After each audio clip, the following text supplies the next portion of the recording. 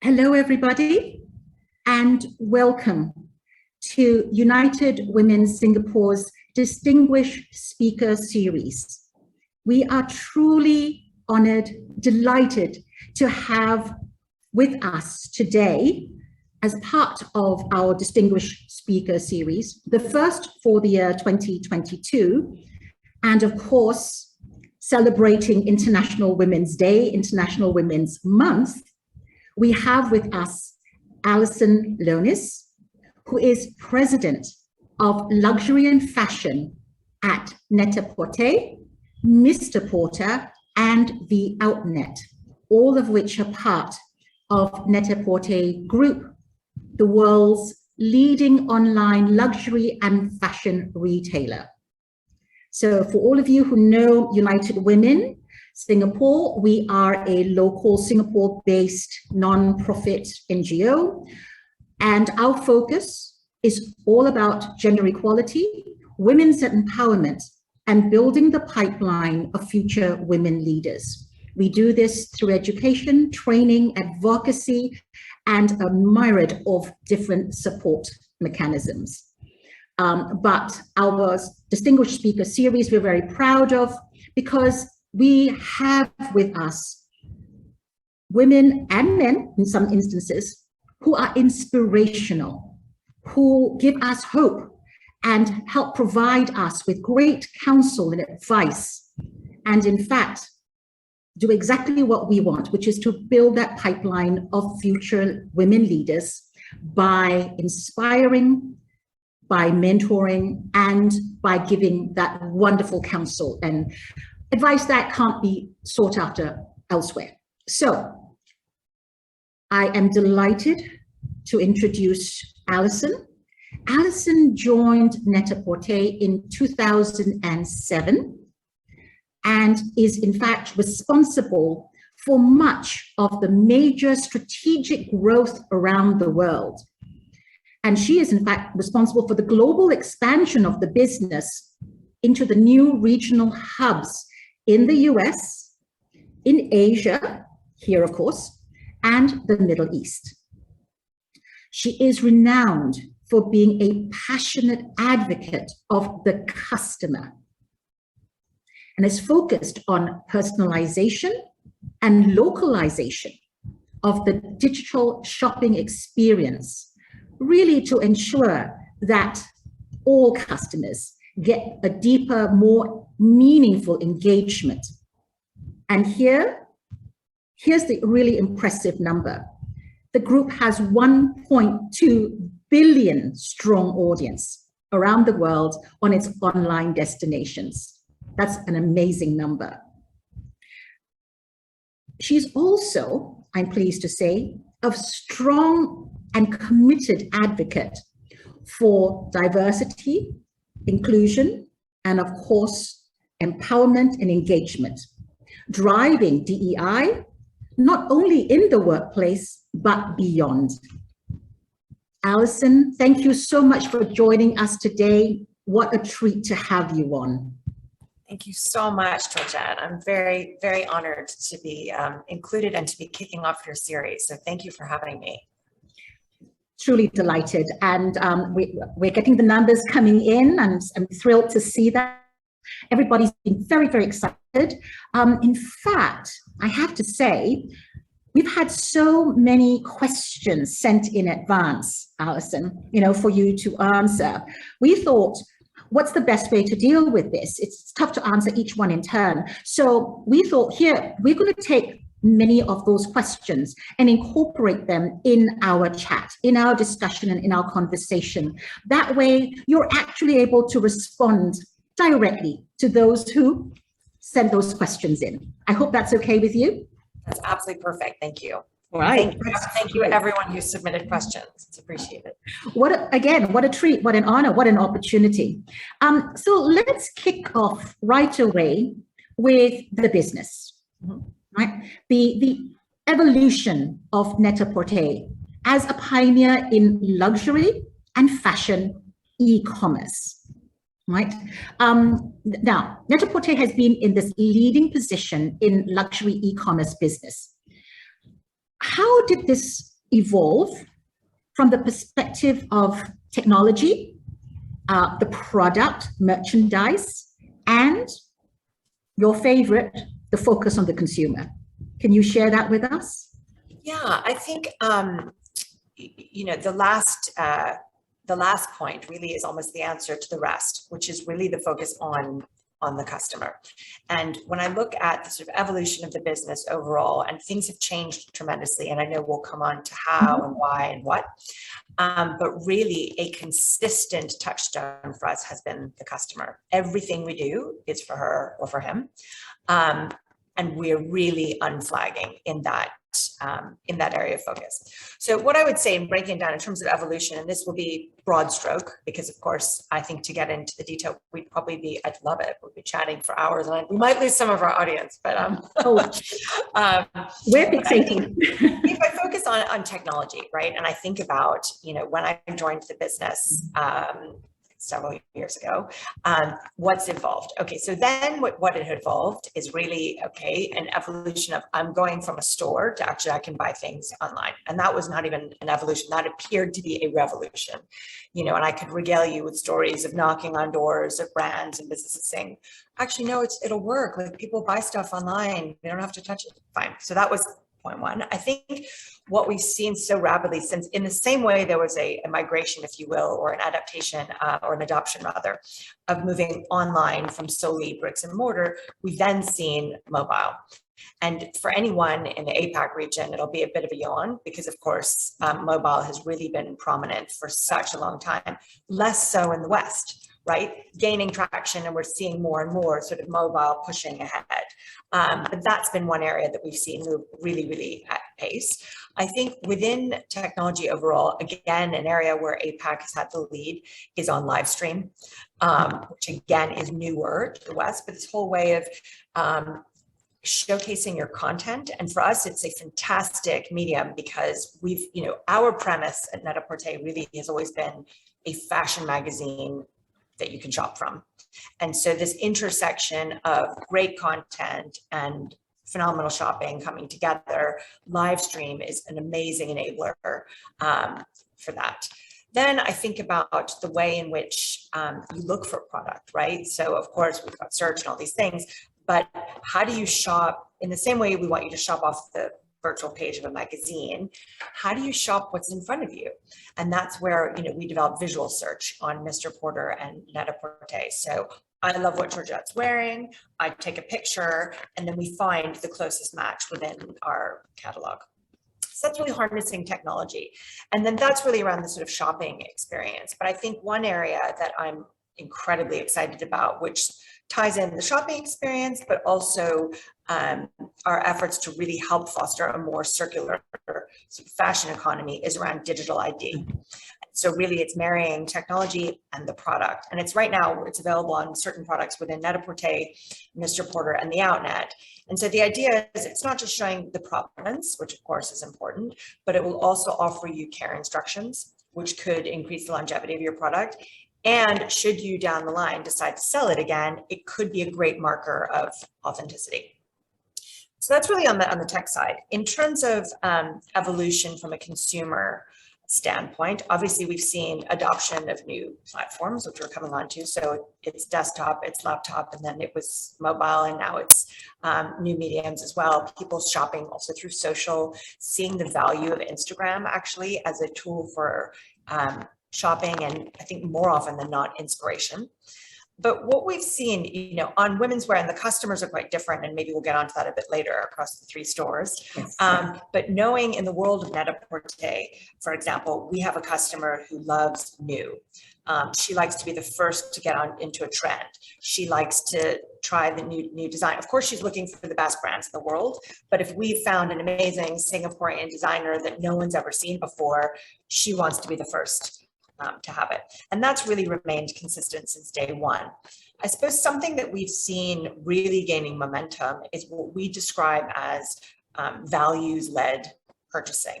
So, and particularly with Generation Z, the younger side of millennials, but not exclusive to them. This idea of I'm buying from a business what do they stand for? I'm buying from a brand, what does it stand for? And there's a number of programs we have in place that have really resonated with this sentiment.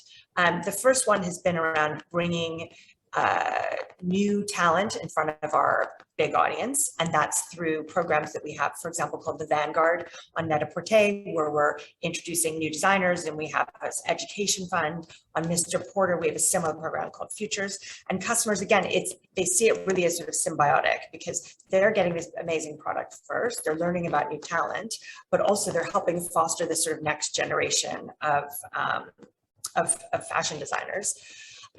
Then also there's the work around sort of charity and charitable initiatives, and knowing that in some way you can give back. We've always been very active with International Women's Day, which I know we'll probably speak about later.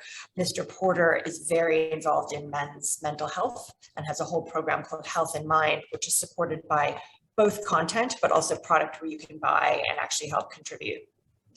And then, of course, sustainability, which I think is at the tip of everyone's tongue at the moment, and understanding what does that mean for us as a business. And what we've really had for a long time across all three brands is an interest from the customer in seeking products that have what they would describe as a clean footprint. We decided actually to make the process equitable and clear. We developed a set of criteria by which brands need to adhere. And if they do, they fall into an area on Net-A-Porter that we call net sustain.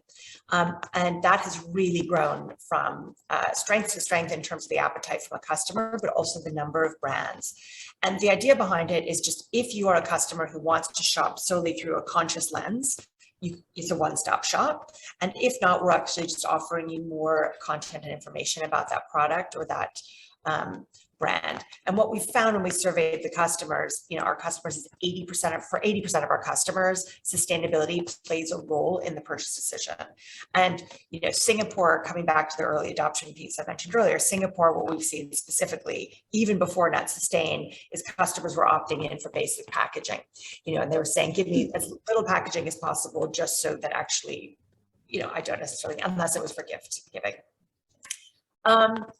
Evolution, we've seen massive change really on the content front as well. And as where traditionally we published new content in Porter on a weekly basis, now, of course, with mobile, with social, we are publishing daily, in some cases hourly, really looking at new platforms for our content. I mentioned live stream, podcasts, gaming. We did a really fun project with Animal Crossing in the region. And then in terms of service, and you touched on this in the opener, we're a global business. We've been global since day one.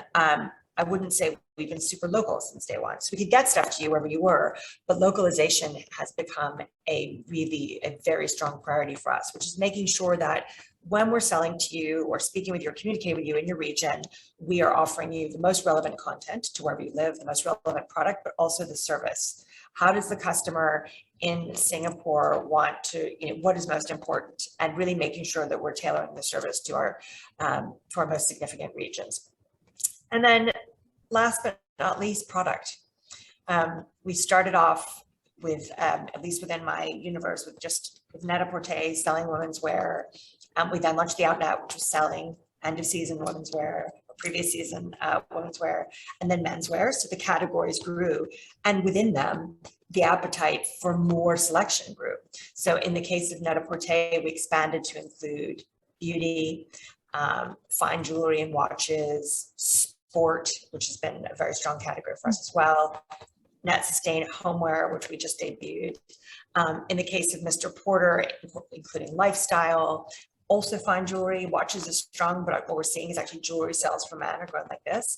And for the Outnet, we just launched menswear, which is incredibly exciting in one territory, and it's rolling out globally at the end of the month. So in sum, there's really been quite a lot of evolution. I think that's just sort of the tip of the iceberg, but those are some changes that we've seen in recent years. Well, that is truly amazing. And I love the fact that you start with the customer. I think that's absolutely brilliant, and the customer stays paramount throughout the journey.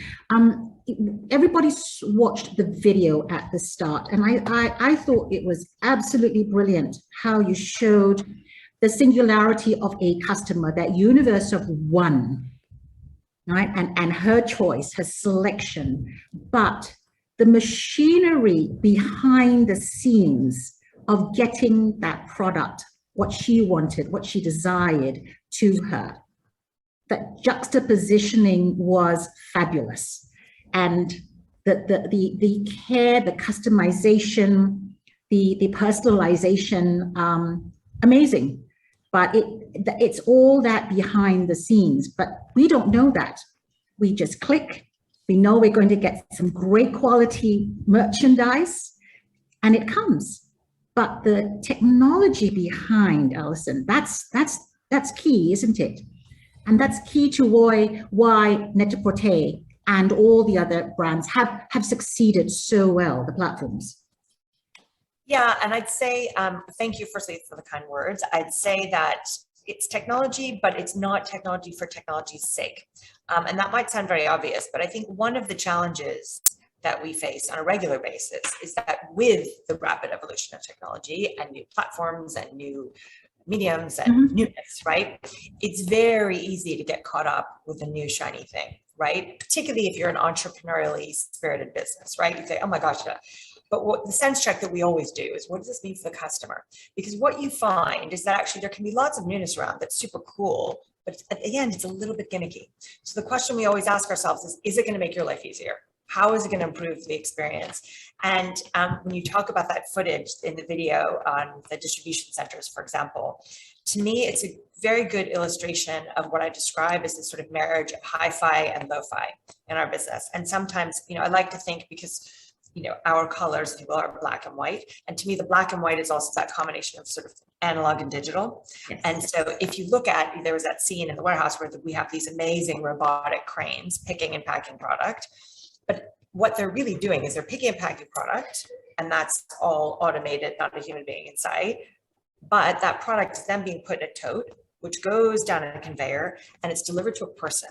And that person is packing that beautiful piece, that beautiful Gucci sweater, whatever it is, with care and with love. And it's that final touch. In the same way that, our buyers are out there in the market armed with data, fantastic data, just on what customers have bought in the past, what they're interested in. But at the end of the day, it's a human touch selection that's made on behalf of the customer. Absolutely. This seems really, really high touch, but that's key to it all. Thank you for raising the point about the customer and again, the data. What are you seeing? Is there a specific profile for your shoppers, your customers, your loyal customers especially? I wouldn't say there's a typical profile. I'd say if I had to bundle it tidily for you, I would say, our most loyal customers value time, most of all. They rightly want things on their own terms. They want things when they want them. They want the convenience factor. They love product. In the case of, and this is going to be a vast generalization, but it, I think, sums up the sort of three businesses. In the case of Net-A-Porter, our Net-A-Porter woman wants newness, and she wants new, exciting, show me the trends. It isn't to suggest that we don't have a more classic customer, because of course we do, but that's, again, a generalization. In the case of Mr. Porter and the way men shop, men tend to shop for what they already have. So I have a blue shirt, where are your blue shirts? I wear brown shoes, where are your brown shoes? Now, on the flip side, we've got a fashion-forward men's customer who wants news. So again, I would take this with a heavy pinch of salt. And in the case of the outnet, I love fashion. I don't really mind what season it comes from. I'm thrilled by the fact that I can get a bit of a deal. And that, to me, great, because actually I'll trade off having something current, but these are pieces that last, right? So it's not about a trend that's going to make me look silly because it's from 2 seasons ago. It's actually something that really has stood the test of time. So really what we're seeing across the board is, a customer base that for whom service is very important. Localization is important. A relationship can be important. And I say can be because for some of our customers, they want the direct contact on a regular basis. Others just say, just get it to me. We don't need to discuss. But it's really around convenience. And I'll give you a good example. We launched years ago in the UK first, a service called Premier, London Premier. And it's a same day delivery service with the vans that you saw in the video that now is available in Milan. And we have it also in Hong Kong, and we have it in New York in the tri-state area. And so it was great. So you could say it's my same day delivery. I received this jacket, same day, great. But then we started to hear from customers who'd say, can I get same day delivery tomorrow? Which made me smile because of course, same day delivery tomorrow isn't the same day.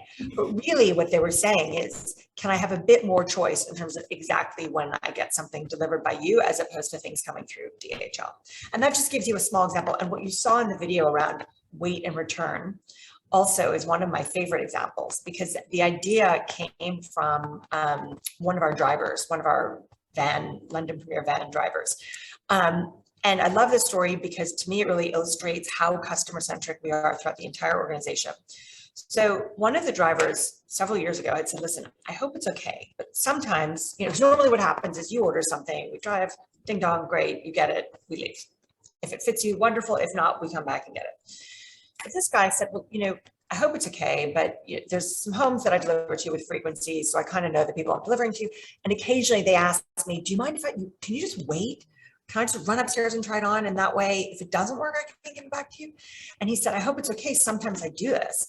And we said, okay, are you kidding? That's great. We love that you're taking the initiative. Is there a service in here?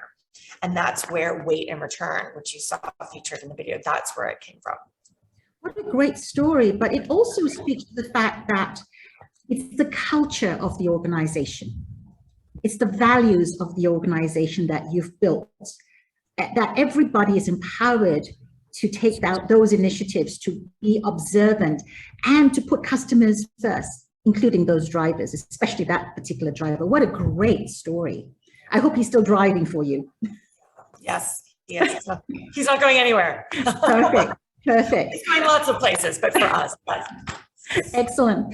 Let's move into an area, of course, that's of great interest to us, which is that of women's empowerment. And we know that Net-A-Porter has been supporting and celebrating the global community of women, and women as your customers always come first. So can you share how this has come about, and how again, that relationship that you have with women and how you build that community? Yeah, I mean, listen, supporting our community of amazing customers, and let's say women in this case, because we're talking about Net-A-Porter specifically, and there are male customers and they are part of our community too and valued, but the majority are women, has really been at the heart of what we do. Several years ago, I remember, the word that kept coming up again and again as we talked about our customer was incredible, incredible. We've got these incredible women. We've got an incredible audience. They're incredibly engaged. So we developed really an incredible women franchise, which became leverage, which we started to leverage really across content, but also through communities and charitable initiatives that we support. And it's really become, as I said, a franchise, this notion of incredible, incredible women. I think if we rewind a little bit, we recognize, listen, we're not saving the world. We're very, very clear on that. That said, we also know that fashion, in addition to being a very big industry that employs many, many people around the world and therefore is creating a livelihood, there's an empowering side to fashion. And if you're wearing something that you feel good in, it changes the way you sit, changes your posture, it changes your gait. If you go to a job interview, everyone's always thinking, I need to go, I have an experience, what am I going to wear? And it's really your brand and how you're showing up. So knowing all that, at the same time, most people don't have a very confident or comfortable relationship with fashion, right? And if you talk, if you leave the fashion community, which is, I think, sort of exceptional, and you go, what do I wear? The questions we get asked all the time, what do I wear? How do I, and people, for all sorts of reasons, maybe they're not sure what to buy. Maybe they don't feel confident in how they look in whatever area. So we realized that we have a role to play, not just showing you things that will get you excited and hopefully inspire you, but really help you make decisions. So when if you take it right back, for our buyers, I want every woman who comes to the site when she buys something from us or when she sees something from us, even if she may not choose it in the end or she returns it, just to know that it's been chosen with care. And so this idea that if you buy something from Net-A-Porter, you know you're making the right choice. And again, it may not be the right choice, maybe it doesn't fit, but it's something like we're not going to let you put a foot wrong. And so that should sort of lower your shoulders in terms of confidence, in terms of sort of any anxiousness that you might feel is the right thing, but also the styling. That's really where it comes in. And the styling is, of course, intended to make the product come to life, but it's also meant to be inspiration. So I love a great jacket, but what would I wear it with? How do I get it home? Okay, could I wear it with a jean? Let's show the versatility. How do I bring this all together? So I think from a community standpoint, platforms that have been incredibly useful to us beyond the site itself, which, as you kindly shared, has enormous reach, but also as we branch more into social, and our social platforms have been a really great way to have a direct relationship with our customer and a dialogue. It's to showcase talent that we might feature in Porter or otherwise, but also it's to share styling advice, hear what they might be interested in, and really capture their imagination and also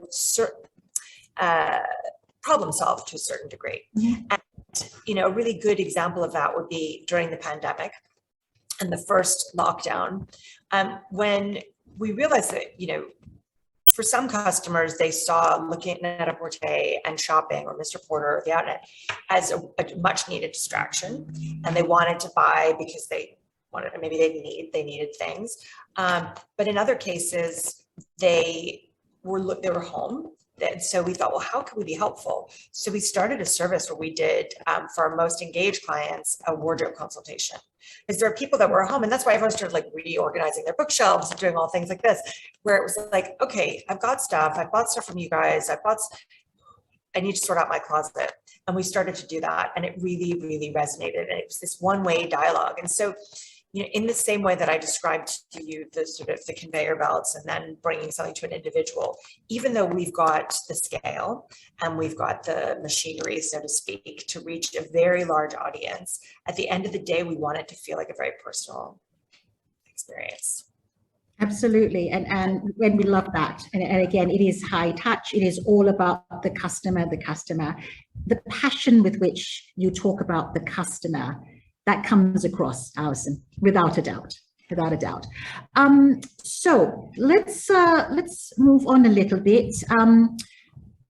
Speak to us a little bit about the efforts around sustainability, because I think you touched on it.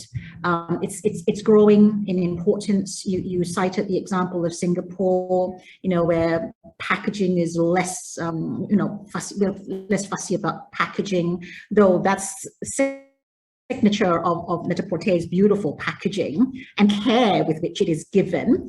What other ideas and initiatives are you looking at, or have you launched around sustainability? Okay, so beyond Net Sustain, and Mr. Porter has their version of Net Sustain. In the case of the Outnet, Iris and Ink, which is one of our most popular brands, and actually is our own brand, not everyone knows that, is moving to be, the majority of the collection will be fully sustainable, which is really exciting. And I mentioned digital ID. Mm-hmm. I think the most exciting and sort of newest chapter is resale. And we have been looking, perhaps unsurprisingly, we've been looking at resale for a long time. What does it mean to us? What does it mean to our consumer? Number one, how could resale fit into our universe? Mm-hmm. So we spoke to our customer. And the other thing I should mention also in terms of community is we have a panel across the three brands, which is comprised of men and women from all over the globe, bigger concentration in our primary markets, wide demographic, wide level of engagement. So some very engaged clients, some customers, some newer ones, who we go to.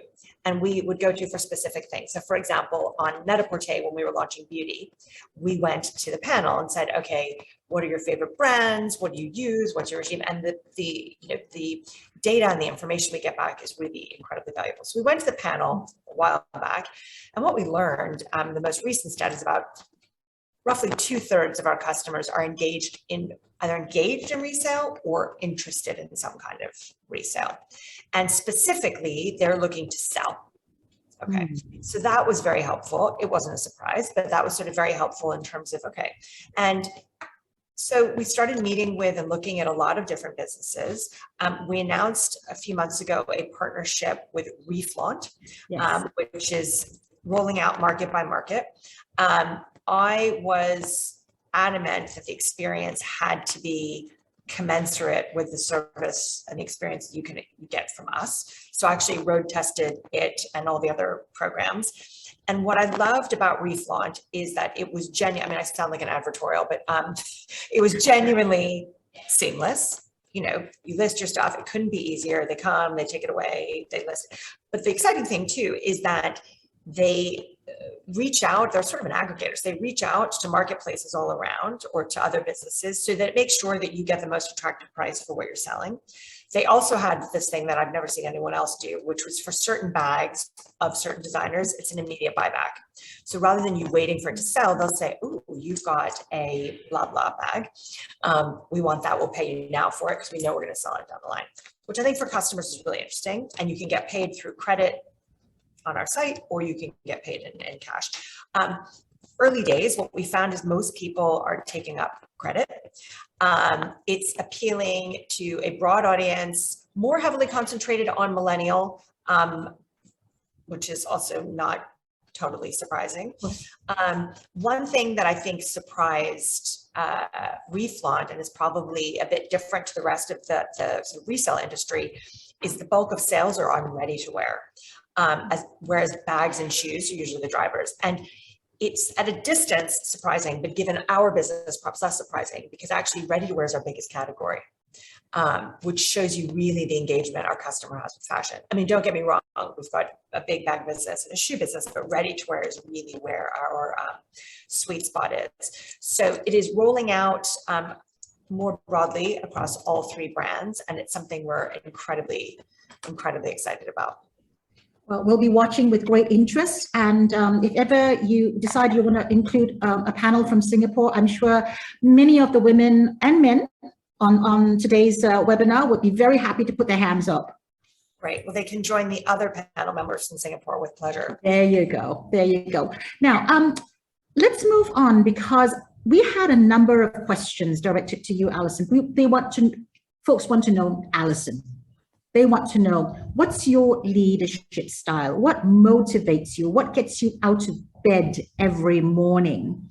And I know when I was reading up a little bit about you, you have this wonderful pedigree, you know, Saatchi and Saatchi, Disney, LVMH, all these great brands. And I think you came from a family of from the advertising marketing space too. So clearly that was a very strong influence. But how do you see all that coming to bear for you today? Your leadership style, your interactions, your engagement with your teams. Yeah. I absolutely love product. I love the customer, as that may have come across, hopefully. I really love product. I love fashion. And I was trying to think, it's going to sound crazy that it took me so long to figure this out, but I always assumed I love fashion because, well, I love fashion. I had a mom, my mother was very stylish. She was a brilliant role model in terms of being a working mom, and really showed me firsthand that motherhood and having a career are not mutually exclusive, which I know sounds obvious just today, but actually it's the question I get asked almost more than any other, which is like, how do you balance things like this? So I always thought I got it. That was one of the questions that we received for you, in fact. Yes. Yeah, which I will probably come on to. But my mom, recreationally, we would go, and I'd go shopping with her when I was a little girl. And so I think seeing the joy she got from sort of self-expression, and she had great style, I always thought it was solely that. It was very much, the majority of my interest in fashion stemmed from that. But I also realized that it came from another area too, which is that I went to an all-girls school for 12 years. And we had a very strict, the fact it was all girls is irrelevant, but we had a very strict uniform. And I would try and like zhuzh it up. Like I remember I would like wear, ridiculous, like socks over my tights, or I can't even believe I'm admitting this, leg warmers or oversized sweaters or things to try and like personalize it. But I had to wear a uniform. And then I went in the summers to a summer camp where I had to wear a uniform. And I have this memory of as a kid, when there'd be sports day and you could wear what you wanted to, literally lying in bed with my eyes like saucers, thinking like, what am I going to wear? What am I going to wear? And like planning my outfit, not to be all, fancy pants, but basically just because I was so excited.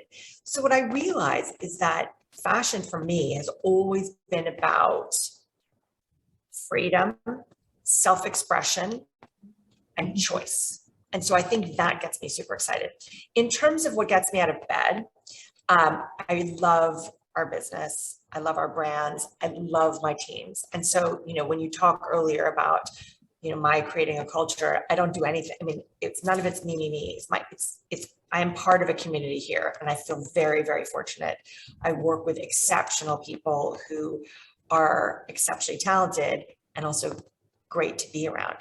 And so I think that we've done over the years a good of creating this sense of work family where everyone knows what they're responsible for. It's called work for a reason. It's not like you're always, skipping and smelling flowers. But it's great, and you can have fun while working hard. And I get as excited as a sort of new customer when I get a delivery. And I still get, the better part of 15 years later, I still get excited when I see our vans. I don't know what that says, but so I'd say that my leadership style is, I'm a big communicator. I'm an extrovert. I love speaking with my teams. I can be very hands-on. I absolutely detest being micromanaged. So I do my very best not to micromanage. I'm always there to be hands-on when needed and when helpful. So I give my teams, I'd like to think it's a balance between autonomy and support. I'm very collaborative. I really value feedback from colleagues, from my teams overall. And for me, management isn't just one way. So it's communication. Love that. Love that. But what about challenges? Can you tell us a little bit about some of the challenges that you face? Because clearly it's not been a bed of roses all the way, has it? No. So no, it hasn't. And yes, I could talk about challenges all day long. I'd say there's a few. I think I touched on this a little bit earlier. I think when you're in a business that has really an entrepreneurial spirit running through it, and you come from the roots where we were smaller and you could run around and do 50 things at the same time, and it was just, you become bigger, and also there's more at stake. So you've got to actually you have to choose a lane and sometimes say no to things that are exciting. So it's that focus. And I guess I'm as guilty as the next person as having, that magpie shiny thing syndrome, but it's having to say no to things that are really exciting and put your head down. But then when you do, you see the results. So it all, it pays for itself. I'd say a challenge also that I touched on very briefly was just understanding from a technology standpoint and a development standpoint, when to jump on a bandwagon, when to lead, and when to sit it out and wait. Because there's so much happening in the market. What does it mean for you? And what is it, in the early days of TikTok, one of the things that was, and I guess you could argue it's still early-ish, but, we saw lots of brands jump on board where their brand didn't necessarily resonate with the audience, and nor did the content they were producing. And you start to think like, okay, maybe those guys, on the one hand, you applaud it because you say, great, good for you for being a pioneer, but actually it doesn't work and it doesn't feel authentic. So I think it's maintaining authenticity while being open to risk and trying new things as well. I think that's sort of a broad umbrella theme. You spoke about your mother being an inspiration and a role model. Do you have other role models or other people that have inspired you along the way? Individuals, men or women? Yes, so many. I think on the home front, my mom, my dad, who has perhaps the most can-do attitude. And, when I think back and I look at my CV and changes that I made, and with hindsight, think, gosh, I really wasn't afraid to jump around. I think it was just, he has a really great ability to sort of look forward and cheerlead and just say, go, and a motivating in a very motivating way. And I think, I attribute my appetite to just try and jump and experience new things and move abroad, because I live in London, but I'm American, really to him. I've had some terrific bosses along the way, which I feel very fortunate about at Net-A-Porter with Natalie, who is the founder. At LVMH, worked for an amazing man who really, Francois, who took a chance on me. I work now with Richemont, who are, there are many fantastic leaders. I would say if what ties back, I guess, to the theme of our discussion is a major role model who I didn't realize was the headmistress of said girls' school I went to with a strict uniform. Wow. Because she would, first of all, she knew everyone's name in the school, and there were 600 girls, and which I thought that was pretty impressive. She would stand up at this podium, and she was always very sort of properly dressed. And she had this thing where she, sort of like Dorothy in Wizard of Oz, she'd kind of click her heels together, and she'd wear these little Ferragamo pumps with bows. And anyway, that was just, and she would give us these addresses, and so it was always around, one day a girl will be president. Girls can do anything. One day they'll be, and even though at the time I'm sure I was talking to my friend, and like tuning out, it sunk in. And it sunk in to the point that I've never for a second thought, because I'm a woman or because I was a girl, I couldn't do something. So I would say that in terms of female empowerment on my pyramid, she and my mom are really pretty high up there. Well, that's amazing, because, I think we all recognize the need for role models, and those who inspire us. In fact, some of the research that we've done at United Women, particularly for girls in STEM, science, technology, engineering, and math, it is exactly that. It is about the family being supportive and encouraging them. It is all about the issue of, it's not about competence, because we know the girls are competent. It's about confidence. And that's what I loved about what you were saying. It's about finding that space, finding that voice, helping them to get that confidence and the product, the wonderful merchandise that brings that about. And that's totally awesome. That's incredible, actually. So let me ask a question here, because I know we've got a number of younger persons on the phone who are on the webinar who actually would like to perhaps pursue a career in the fashion business, and particularly the fashion tech business. Mm-hmm. What advice do you have for them? How should they go about it? And what's that path? So there's sort of two slightly different answers, but similar ones. I'd say that for anyone looking to get into the business, or any business for that matter, my number one piece of advice is to do your homework, and do your homework through networking. And by networking, and I think when you say network, sometimes it can have slightly negative connotations, but I think this idea of just speaking to people, speaking to anyone that you know who has a job that sounds interesting to you, and finding out a little bit more, and try to make inroads through companies that way, and just experience things. And whether you go in for the work experience, or you go in and just through osmosis and someone downloading information to you. I'd say fashion industry, possibly X tech, just because I don't know if this is always so relevant tech, but I actually think it can be relevant to everyone. My number one piece of advice, or my number two piece of advice, is work on a shop floor. And I did a number of years ago, it was a sort of a speed dating thing at an inner city school, where we had a number of women, a number of professional women, and all these young women students who had questions about how to get into stuff. And I was like, work in a store. And the reason why I say that is because it is the quickest way to get into the head of a customer, to understand how to juggle things, to just see what shopping behavior looks like. And you might say, well, Alison, you don't work in a store, and you don't even have a store. What are you talking about? Well, we do have stores, and it's entirely relevant. And every summer after, every summer during university, I worked on the shop floor of Ralph Lauren when my friends were all in like corporate jobs, and it was amazing. I got trained within an inch of my life as to how to sell, and it really made an indelible impression.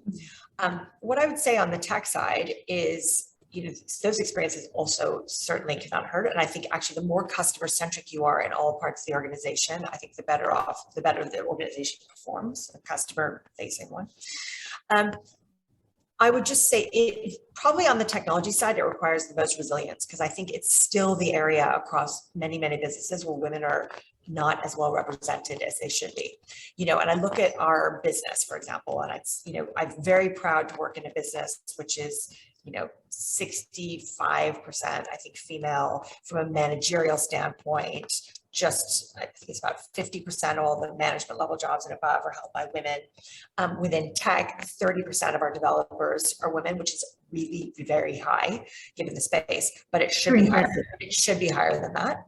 So I'd say in selecting your job or selecting the companies you talk to, do your homework also just to understand how are they supporting women. So we, for example, we have a Women in Tech ERG. I am one of the chairs for our D&I Council, and they are doing an enormous amount of work. But make sure actually you're going to a company that actually values diversity within your area. And again, that can apply to any number of things. But I think the tech industry probably has been the slowest. We're seeing really good inroads, and for us, and in terms of, we were talking earlier about ways you can give back as a business to the community. We've been very big supporters of teaching girls in schools coding.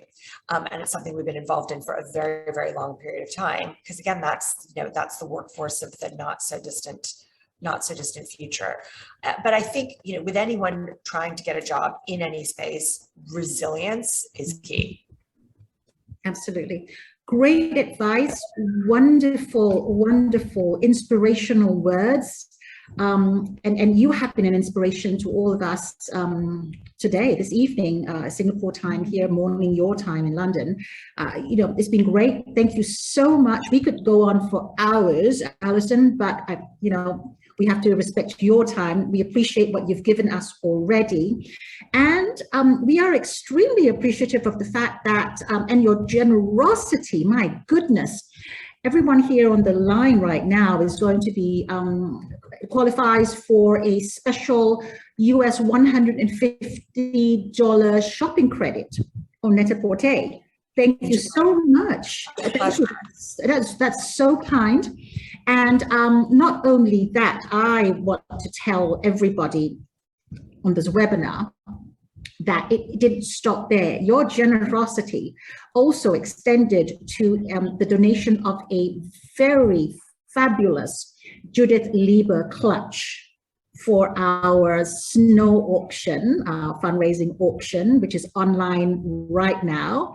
And we'll flash up the QR code later after we end, where everybody can go take a look at it. If anybody's interested, put a bid for it, but it is fabulous, as with all Judith Lieber clutches.